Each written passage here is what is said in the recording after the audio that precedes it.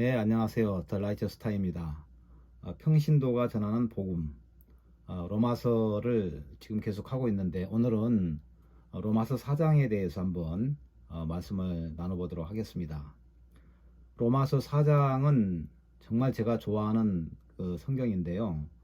로마서 3장도 정말 가장 핵심이 되는 그런 장이라고 했는데 로마서 4장도 정말 중요하고, 제가 또 구원받을 때 이 말씀을 믿고 마음에 의가 이루어진 그런 놀라운 말씀이 가득한 곳입니다. 로마서 4장은 아브라함의 믿음과 그로 말미암은 약속이라는 제목으로 구성이 되어 있는데, 이 4장을 보면은 정말 어떻게 우리가 믿음을 가져야 할 것인가에 대해서 행위가 아닌 믿음에 대한 그런 이야기를 쭉 하고 있습니다. 로마서 4장 1절부터 쭉 읽어보면 그런즉 육신으로 우리 조상된 아브라함이 무엇을 얻었다 하리요? 만일 아브라함이 행위로서 의롭다 하심을 얻었으면 자랑할 것이 있으려니와 하나님 앞에서는 없느니라. 성경이 무엇을 말하느뇨? 아브라함이 하나님을 믿음에 이것이 저에게 의로 여기신 바 되었느니라. 자, 여기 1절을 보면은 그런즉 육신으로, 자, 육신으로 이 뜻은 육의 행동으로, 또 열심으로, 우리 노력으로, 또 율법의 행위로, 이런 뜻이라고 보면 될 것 같습니다. 육신으로 우리 조상된 아브라함이 무엇을 얻었다 하리요? 이 말씀은 육신으로 아브라함이 얻은 것이 없다, 이것을 지금 말씀하기 위해서 이렇게 기록을 했고요. 2절에서 분명하게 말씀을 하고 있죠. 만일 아브라함이 행위로서 의롭다 하심을 얻었으면 자랑할 것이 있으려니와, 자, 아브라함이 자기의 어떤 열심이나 노력, 자기의 어떤 수고로서 내가 의롭다, 하나님 앞에 의롭다 하심을 얻었다면 자기가 잘한 게 있으니까 자랑할 것이 있으려니와, 하지만 하나님 앞에서는 없느니라, 없다고 이렇게 말씀을 하고 있습니다. 그런데 성경이 무엇을 말하느냐? 자, 성경은 뭐라고 말씀하고 있느냐? 아브라함이 하나님을 믿음에 이것이 저에게 의로 여기신 바 되었느니라. 여기 이제 창세기 15장 6절에 보면 아직 후사가 없는데 하나님은 그 아브라함을 데리고 하늘에 뭇 별들을 보여주시면서 내 후손이 이와 같으리라, 이렇게 말씀하셨죠. 근데 그것을 아브라함이 믿었다는 거죠. 그 믿음을 보시고 의로 여기신 바 되었다, 이렇게 이제 말씀을 하고 있습니다. 자, 여기 지금 4장 1절에서 3절까지 이 말씀을 왜 아브라함의 얘기를 써놨을까? 이 말씀을 기록한 것은 그 다음에 4절에서부터 8절까지 이 내용에 대해서 사례를 든 것입니다. 즉 로마서 4장 4절부터 8절까지를 좀 쉽게 이해하기 위해서 이 아브라함을 소환한 것이죠.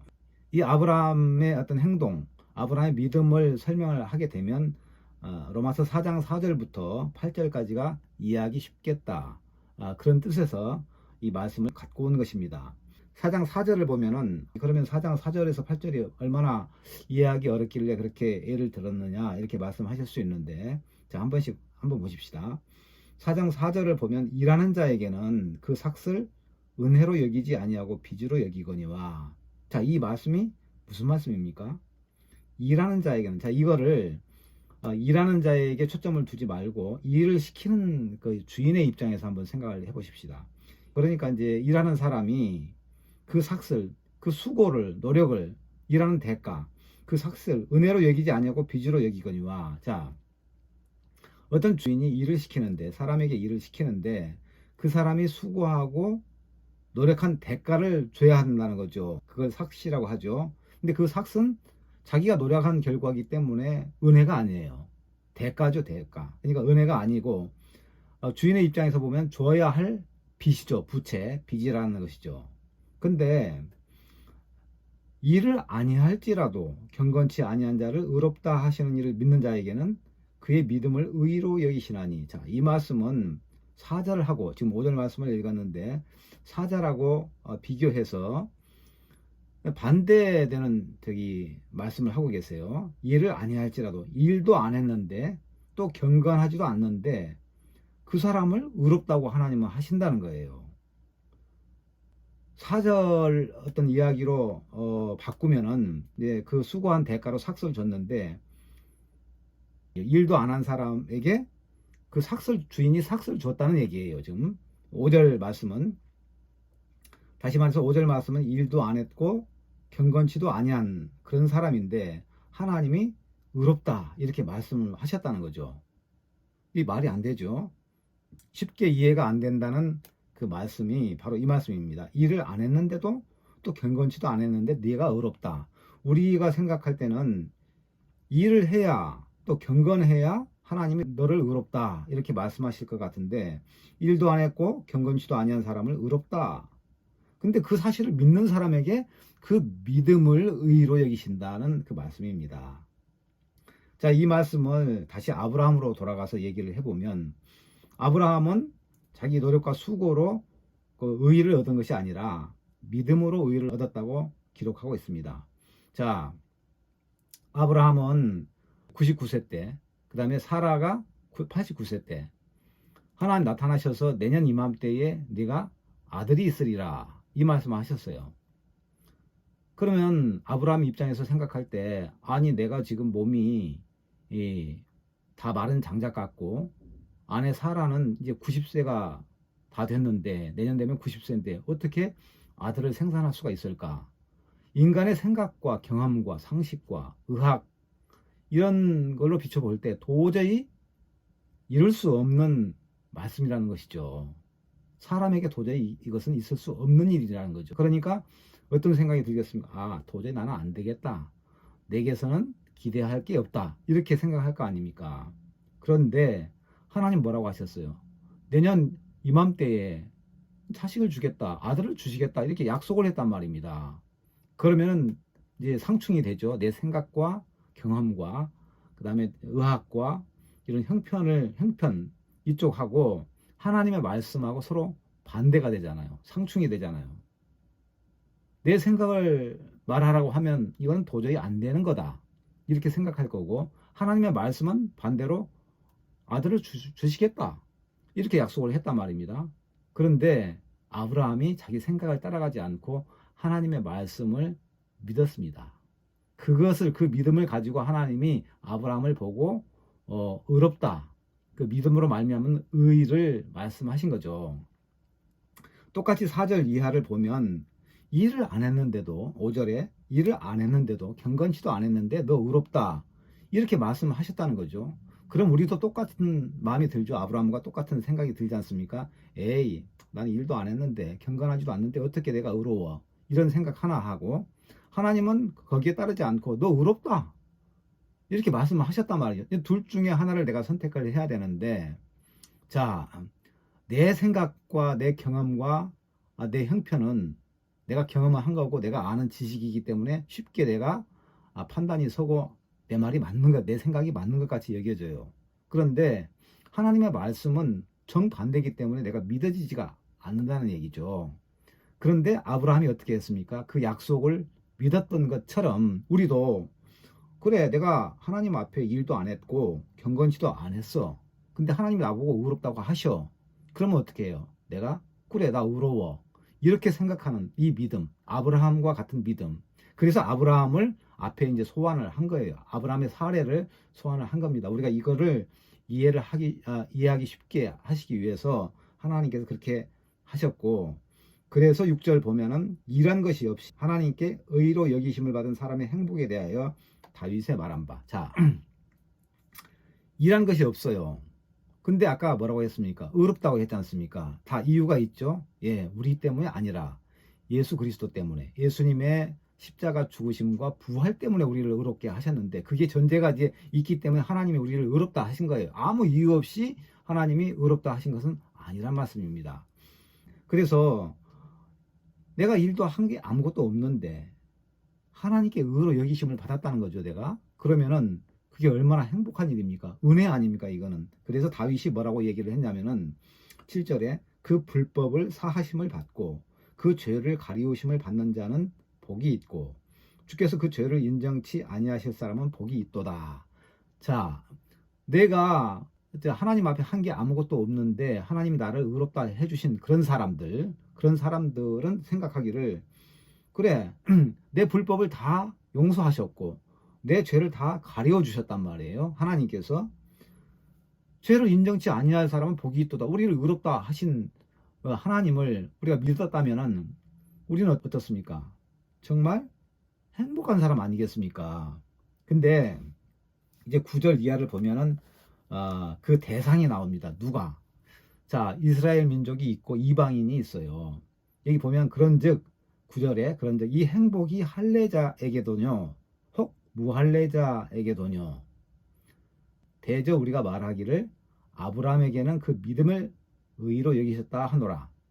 자, 이 할례자와 무할례자가 나오죠. 자, 할례자는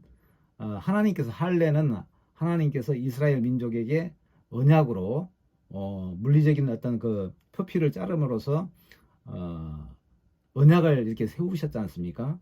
그래서 할례를 중요시하게 생각했어요. 단지 8일 만에 할례를 했지 않습니까? 이스라엘 민족들이. 그 할례를 얼마나 중요시 했냐면은 그 사무엘 상이나 역대상에 보면은 그런 말씀이 많이 나옵니다.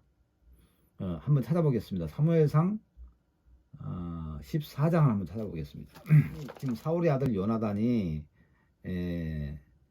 지금 그 블레셋 사람의 부대에게 지금 건너가기 위해서 한 말씀인데 14장 6절을 보면 요나단이 자기 병기든 소년에게 이르되 우리가 이 할례 없는 자들의 부대에게로 건너가자. 자, 할례 없는 부대, 할례 없는 자들의 부대. 그냥 상당히 무시했어요. 할례 없는.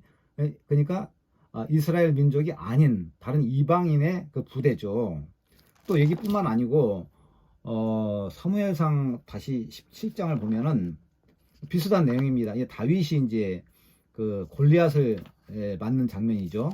다윗이 그 아버지의 심부름으로 이제 그 전쟁 중에 있는 그 형들에게 찾아가잖아요.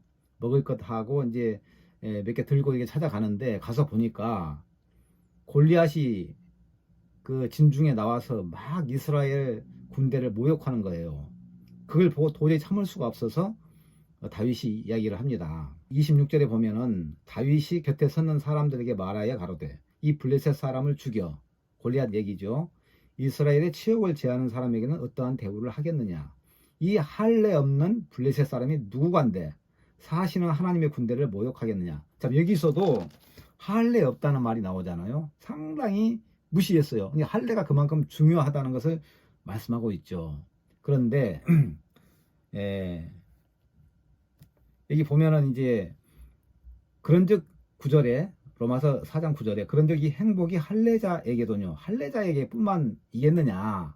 이 아까 믿음으로 말미암은 의에 대해서 지금 말씀을 하고 있지 않습니까? 이 행복이 할례자에게도냐 혹 무할례자에게도뇨. 자, 그러면은 이 행복이 믿음으로 말미암는 행복이 할례자인 이스라엘 민족만 해당되느냐 아니면은 무할례자인 이방인도 해당되느냐. 그런데 여기 보면은 아브라함에게는 그 믿음을 의로 여기셨다 하노라. 할례자를 의로 여기셨다가 아니고 할례자가 의가 아니고 믿음을 의로 여기셨다 이렇게 기록하고 있습니다. 자, 근데 10절에 보면은 이 아브라함이 믿음으로 말미암는 의를 얻었을 때 할례시냐 아니면 무할례시냐 이런 말씀이 나오죠. 할례시가 아니라 무할례시니라. 아브라함이 아직 할례를 받기 전에 자기는 믿음으로 의를 얻었다는 거죠. 자, 이 말씀은 이제 쭉 기록이 되어 있는데 바로 아브라함이 나중에 또 할례를 받잖아요.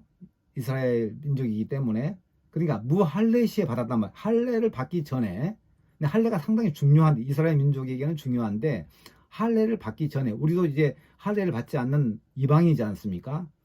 할례를 받기 전에 자기가 믿음으로 말미암는 의를 얻었기 때문에 우리도 똑같이 해당된다는 거예요. 이방인들도 또 할례자들도 나중에 또 아브라함이 할례를 받았단 말이죠. 믿음의 조상으로 세웠으니까 할례자들에게도 똑같이 믿음으로 말미암는 의가 있고 우리 이방인들도 똑같이 믿음으로 말미암는 의가 있다는 거예요. 그러니까 모든 사람이 다 이 믿음으로 말미암는 의가 있다는 것을 9절 이하는 계속 말씀하고 있습니다. 그 말씀을 12절에 보면 이렇게 되어 있죠. 자, 11절부터 보면은 저가 할례 표를 받은 것은 무할례 시에 믿음으로 된 의를 인친 것이니 이는 무할례자로서 믿는 모든 자의 조상이 되어 우리와 같은 이방인 무할례자들 믿는 모든 자의 조상이 되어 저희로 의로 여기심을 얻게 하려 하심이라. 우리도 똑같이 무할례자지만 아브라함 같은 믿음을 가지면 우리도 똑같이 의를 얻을 수가 있다. 이 말씀을 지금 하시기 위해서 기록하고 있습니다. 또한 12절에 보면 또한 할례자의 조상이 되었나니 곧 할례 받을 자에게 뿐만 아니라 우리 조상 아브라함의 무할례 시에 가졌던 믿음의 자취를 쫓는 자들에게 도니라. 그러니까 12절에 보면은 그래 이스라엘 사람뿐만 아니라 우리 이방인들도 똑같이 그런 믿음으로 말미암는 의의 자취를 믿음의 자취를 쫓는 자들은 다 그 의를 얻을 수 있다라는 말씀을 지금 하고 있는 것입니다. 그래서 13절에 이제 아브라함이나 그 후손에게 세상의 후사가 되리라고 하신 언약은 율법이 아니라 율법으로 말미암은 것이 아니요 오직 믿음의 의로 말미암은 것이니라. 그래서 14절에 만일 율법에 속한 자들이 후사이면 믿음은 헛것이 되고 약속은 폐하지었느니라. 당연하죠. 율법으로 말미암는 의를 얻는다면은 당연히 후사가 그 앞에 약속한 아브라함과 하나님이 약속한 그 믿음으로 말미암는 의는 헛것이 된다는 얘기지 않습니까? 그 약속도 이루어지지 않고 폐해졌다라고 이렇게 말할 수가 있죠. 자, 그런 내용으로 쭉 가다가 17절에 보면은 기록된 바 내가 너를 많은 민족의 조상으로 세웠다 하심과 같으니 그의 믿은 바 하나님은 죽은 자를 살리시며 없는 것을 있는 것 같이 부르시는 이시니라. 그런데 이제 이 17절 이하를 보면은 왜 아브라함이 그런 믿음으로 말미암는 의를 얻었을까라고 설명을 하고 있습니다. 그걸 우리가 잘 봐야 되죠. 왜 아브라함이 믿음으로 말미암는 의를 하나님이 내년 이맘때에 자식을 주겠다, 아들을 주시겠다고 약속을 했는데 자기 생각이나 형편이나 이런 여러 가지 상식적으로 생각할 때 도저히 안 되는 일인데 안 되는 그 상황인데 하나님께서 내년 이맘때에 아들을 주시겠다라고 했는데 그걸 믿었단 말입니다. 어떻게 믿을 수 있습니까? 믿을 수가 없지 않습니까? 쉽지 않아요. 그걸 믿는다는 것은. 근데 이제 18절에 보면은 그 믿음이 어떻게 생겼는가를 설명을 해주고 있습니다. 아브라함이 바랄 수 없는 중에 바라고 믿었으니 이는 내 후손이 이 같으리라 하신 말씀대로 많은 민족의 조상이 되게 하려 하심을 인함이라. 자, 아브라함이 바랄 수 있었습니까? 아들을? 아니요. 도저히 바랄 수가 없었어요. 근데 바랄 수 없는 중에 바라고 믿었으니 이는 내 후손이 이 같으리라 하신 말씀대로. 자, 아브라함은 도저히 믿을 수가 없는 말씀이었지만은 하나님께서 그 약속을 하시니까 그 약속을 믿었단 말입니다. 근데 19절에 보면 그가 100세나 되어 자기 몸에 죽은 것 같음과 장작 같잖아요. 몸이 완전히 말라서 사라의 사라도 경수가 끊겼고 아이를 생산한다는 것은 정말 말도 안 되는 상태잖아요. 이제 그것을 모르는 게 아니에요. 둘 다 알아요. 그러니까 사라가 웃었잖아요. 하나님께서 아들을 주시겠다고 하니까 장막 뒤에 숨어서 그 소리를 듣고 웃었잖아요. 그랬을 때 하나님 뭐라고 하셨습니까? 사라 네가 웃었느니라. 그러니까 내가 안 웃었다. 또 이렇게 얘기하잖아요. 거짓말 막 바로 하잖아요. 근데 네가 웃었느니라 하시면서 대저 하나님의 말씀은 능치 못하심이 없느니라 이렇게 말씀을 하셨어요.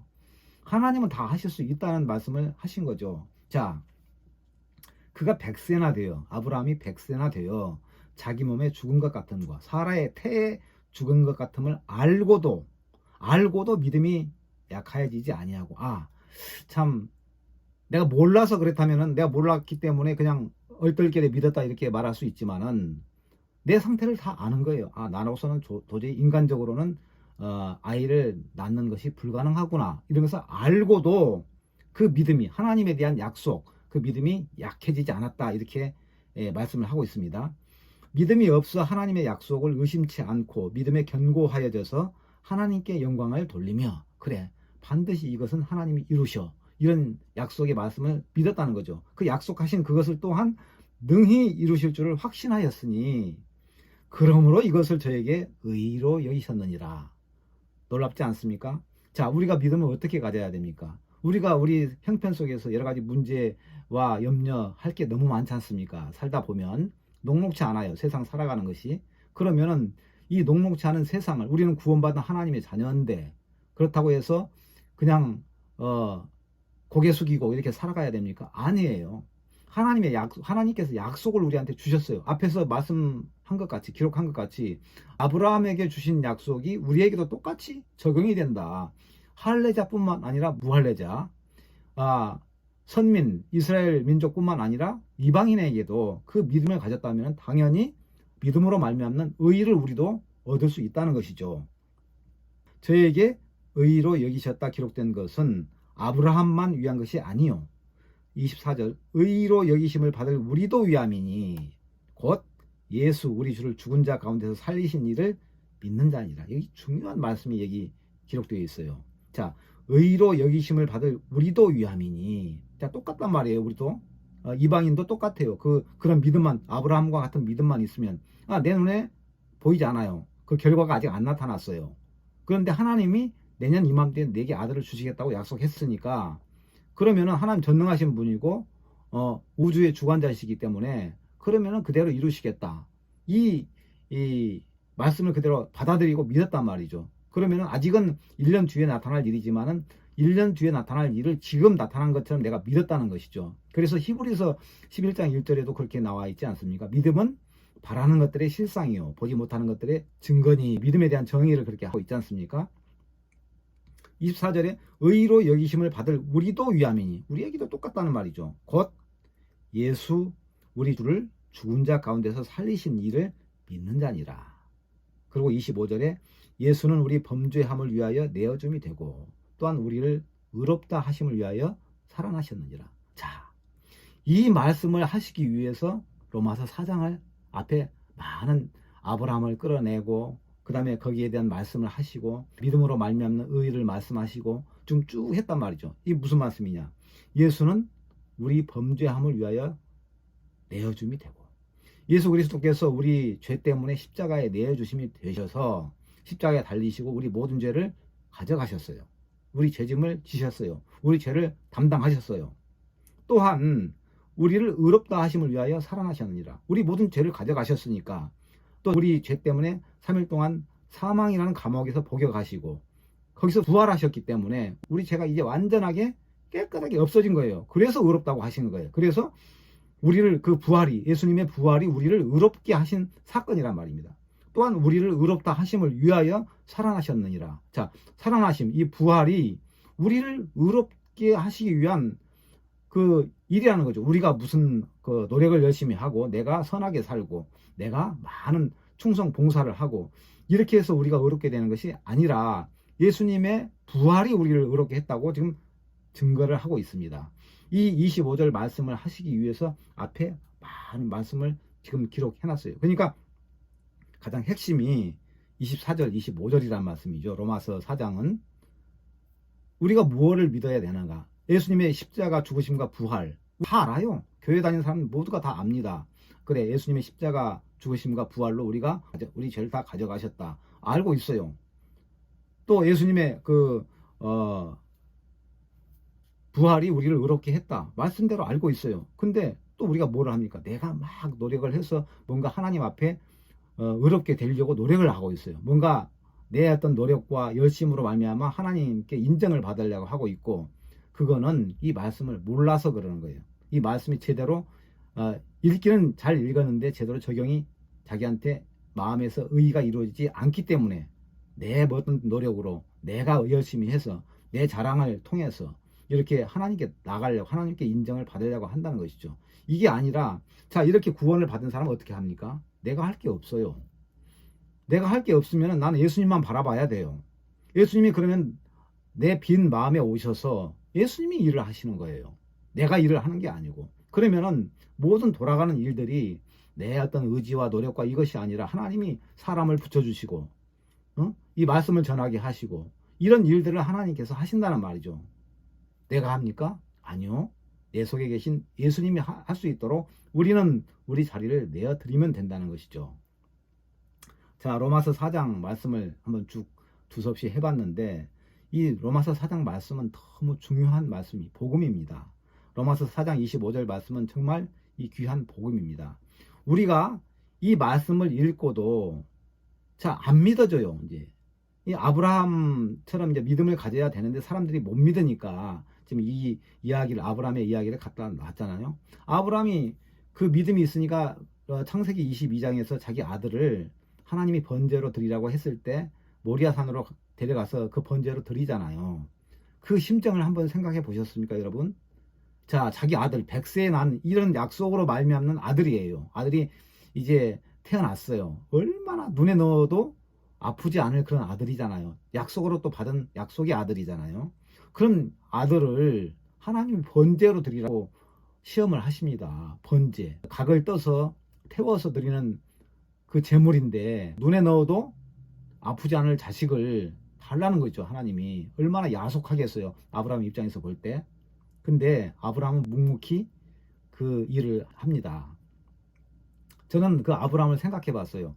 야, 창세기 22장에 보면은 그 하나님이 아브라함에게 내 아들을 번제로 달라 이렇게 했을 때 그 아브라함의 마음은 어떻게 했겠는가. 그 다음날 이제 모리아산으로 출발하는데 전날 저녁에 얼마나 많은 고민이 되고 원망이 되고 저 같으면 그랬겠어요. 아니 하나님 100세엔 내게 아들을 주셔놓고 또 달라고 하면 어떻게 하란 말입니까? 이렇게 원망이 나올 것 같잖아요. 그런데 성경은 너무 간단하게 기록이 되어 있기 때문에 그런 내용은 하나도 안 나와 있어요. 잠깐 창세기 22장 보고 마치도록 하겠습니다. 자, 여호와께서 2절 여호와께서 가라사대 내 아들 내 사랑하는 독자 이삭을 데리고 모리아 땅으로 가서 내가 내게 지시하는 한 산 거기서 그를 번제로 드리라. 3절 아브라함이 아침에 일찍이 일어나 나귀의 안장을 지우고 두 사환과 그 아들 이삭을 데리고 번제에 쓸 나무를 쪼개어 가지고 떠나 하나님의 자기에게 지시하신 곳으로 가더니, 자, 이걸 보면 2절과 3절 사이는 저는 그 2절과 3절 사이에서 얼마나 아브라함이 고민했을까를 생각해 봤어요. 번제로 드리라 저기 그렇게 했어요. 2절에서. 근데 3절에 아브라함이 아침에 일찍이 일어나서 나귀의 안장을 지우고, 그러니까 이 성경을 기록하는 것을 보면 그냥 있는 그대로만 기록한 거예요. 아브라함의 마음은 하나도 여기 들어가 있지 않아요. 지금 하나님이 명령하신 대로 지금 아브라함은 따라서 하는 거예요.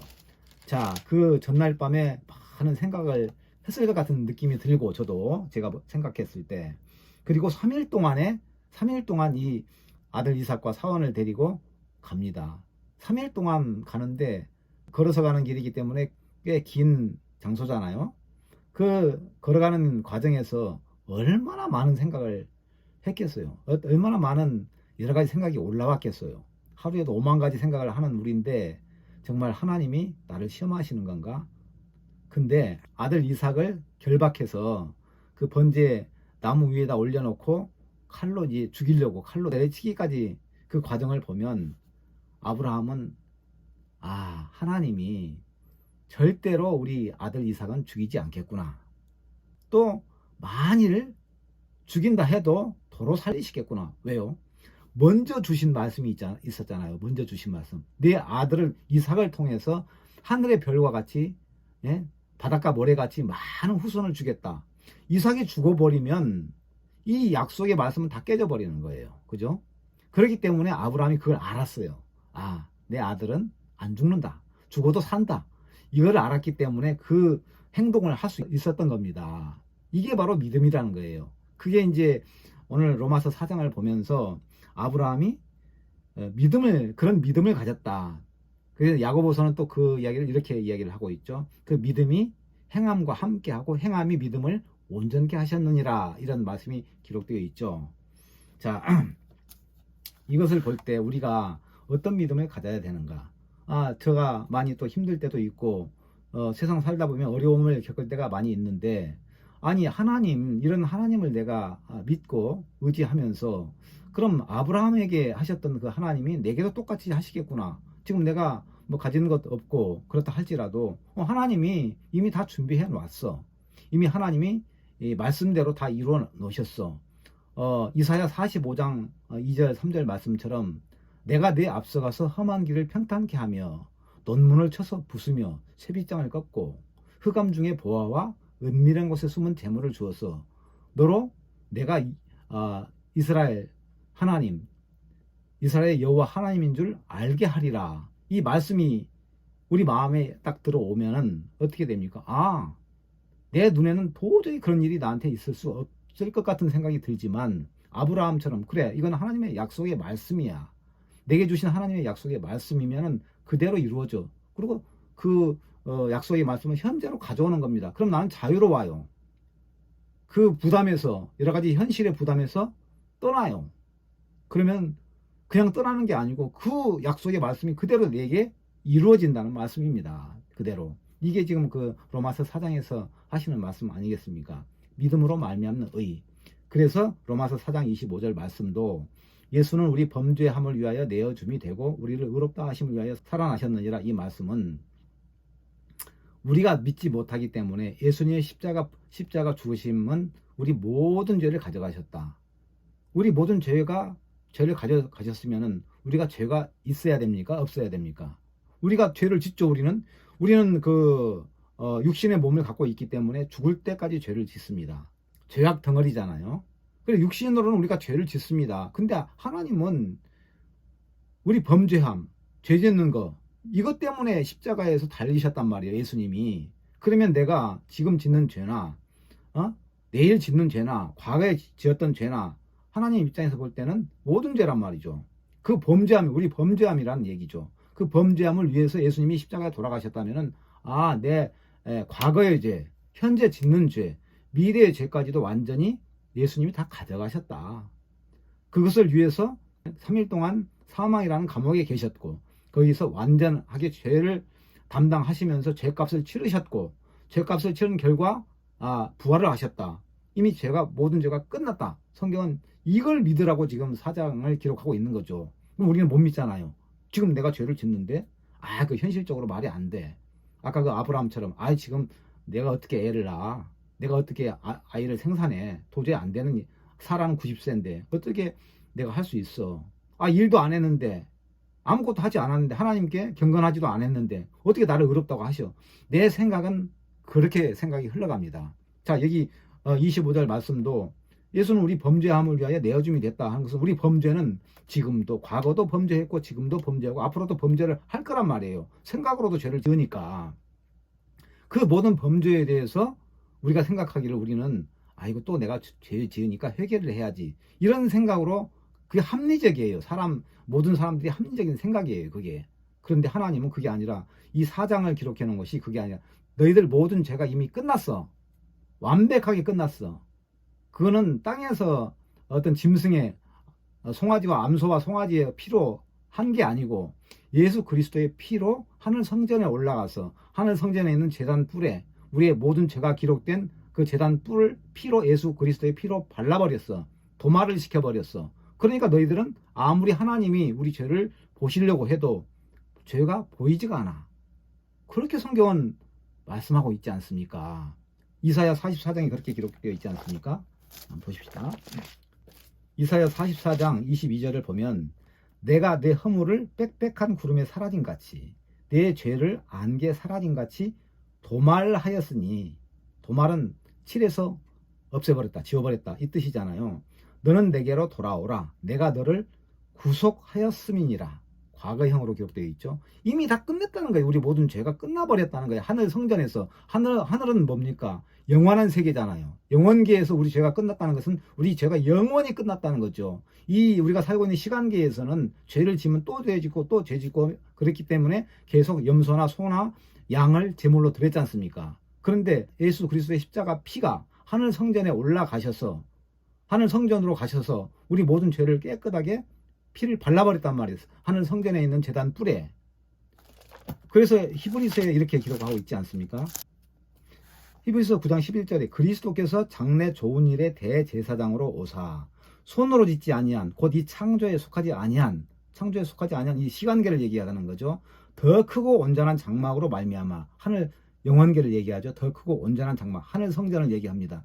염소와 송아지의 피로 아니하고 오직 자기 피로. 자, 염소와 송아지의 피는 시간계에서는 해당이 되지만 하늘 성전에서는 이런 걸로 안 된단 말이죠. 오직 자기 피로, 예수 그리스도의 피로 영원한 속죄를 이루셨단 말이에요. 단번에 성소에 들어가셨느니라. 이 하나님이 예수님이 하늘 성전에서 우리 모든 죄를 깨끗하게 해놨으면 우리가 영원히 죄가 사해진 거 아니겠습니까? 그래서 우리 모든 죄가 영원히 속죄가 됐다는 것이지 우리가 지금 죄를 짓고 눈에 보이는 이 생각을 떨쳐버리라는 얘기죠. 그래서 아까 로마서 4장이 기록되어 있다는 것입니다. 로마서 4장 25절 말씀, 예수는 우리 범죄함을 위하여 내어 줌이 되고 우리를 의롭다 하심을 위하여 살아나셨느니라. 얼마나 감사한 말씀입니까 이게. 그러니까 우리는 하나님 앞에 당당한 거예요 이제. 예? 우리가 잘해서입니까? 예수님 때문에 당당한 거예요. 예수님 때문에. 예수님이 우리 모든 죄를 사하셨고 우리를 깨끗게 하셨고 온전케 하셨기 때문에. 그래서 히브리서 10장에서도 10장 10절을 보면 이 뜻을 조차 예수 그리스도의 몸을 단번에 들이심으로, 아까 그 똑같은 말이죠. 십자가에 들이심으로 말미암아 우리가 거룩함을 얻었노라 이렇게 기록되어 있지 않습니까? 우리의 어떤 그 행위나 노력이나 그걸로 우리가 거룩해집니까? 아니잖아요. 지금 예수님의 십자가에 달리심으로 말미암아 우리가 거룩함을 이미 얻었다 이렇게 기록하고 있습니다. 10장 10절에 14절에도 저가 한 제물로 거룩하게 된 자들을, 한 제물, 예수 그리스도를 얘기하죠. 예수님으로 말미암아 영원히 우리를 온전케 하셨다. 그래서 성령이 우리한테 증거를 하셨어. 성령 하나님께서 증거를 하셨어요. 자 16절에 히브리서 10장 16절에 주께서 가라사대 그날 후로는 저희와 세울 언약이 이것이라 하시고 내 법을 저희 마음에 두고 저희 생각에 기록하리라 하신 후에 또 저희 죄와 저희 불법을 내가 다시 기억지 아니하리라. 하나님이 기억하시지 않는다면 기억하시지 않는 거예요. 하나님이 기억하시지 않는다고 하는데 우리는 하나님이 기억하실 거로 생각해서 아이고 나는 또 죄인이야. 아이고 내 죄를 어떻게 회개하면 될까? 회개해야지. 생각도 안 나는 것을 회개하려면 회개가 됩니까? 그게? 이걸 믿으라고 로마서 4장은 기록되어 있습니다. 로마서 4장 25절 말씀 다시 말씀을 드리면 예수는 우리 범죄함을 위하여 내어줌이 되고 우리 범죄, 우리가 한 범죄 때문에 내어줌이 됐다는 것은 우리 범죄에 대한 용서가 다 끝났다는 얘기예요. 우리 앞으로도 범죄할 거 아닙니까? 그죠? 범죄할 거 아니에요. 그러면 그 범죄도 다 끝냈다는 얘기예요. 어차피 생각해 보십시다. 예수님이 2000년 전에 우리 모든 죄를 끝냈다면 우리가 아직 태어나지도 않았어요. 그때는. 그죠? 2000년 전이니까 우리는 태어나지 않는 우리의 모든 죄를 그때 피로 끝냈다는 얘기예요. 그러면 우리 모든 죄가 다 끝났다. 저뿐만 아니라 이 지금 제 말씀을 함께 듣는 모든 분들, 또 이 세상 지구상에 있는 모든 사람들의 죄를 완벽하게 다 끝내놨어요. 예수님이. 예? 그래서 죄에 대해서는 이제 묻지를 않으세요. 믿음이 없기 때문에, 그에 대한 믿음이 없기 때문에 그 믿음 없는 것을 심판하시는 거예요. 하나님께서. 히브리서 9장 28절에 보면은 이와 같이 그리스도도 많은 사람의 죄를 담당하시려고 단번에 들이신 바 되셨고 구원에 이르게 하기 위하여 죄와 상관없이 자기를 바라는 자들에게 두 번째 나타나시리라. 죄와 상관없이 오신대요. 왜? 죄 문제는 끝냈기 때문에, 다 끝냈기 때문에. 그런데 안 믿잖아요. 그걸 안 믿으니까 로마서 4장 말씀을 예를 들면서, 아브라함의 예를 들면서 그렇게 말씀하신 겁니다. 아브라함이 어떻게 믿었느냐? 아브라함이 바랄 수 없는 중에 그걸 바라고 믿었지 않냐? 너희도 우리 모두에게도 하나님이 그렇게 말씀하시는 거예요. 너희 상식과 너희 형편과 너희 어떤 현실과 뭐 과학이나 의학으로 따지고 보면은 도저히 너희가 믿을 수가 없지만 하나님 당신께서 말씀하신 그대로 그냥 믿으면은 그 믿음을 우리한테 의로 여기시겠다. 이 말씀을 지금 로마서 4장은 말씀하고 있는 것입니다. 자, 우리가 정말 어떻게 믿어야 할지, 어떤 믿음을 가져야 할지 로마서 4장은 분명히 말씀하고 있고 결국 로마서 4장 25절 말씀을 하시려고 우리에게 이 많은 말씀들을 기록해 놓으신 걸로 알고 있습니다. 너무 하나님 앞에 감사한 일이죠. 예, 감사합니다.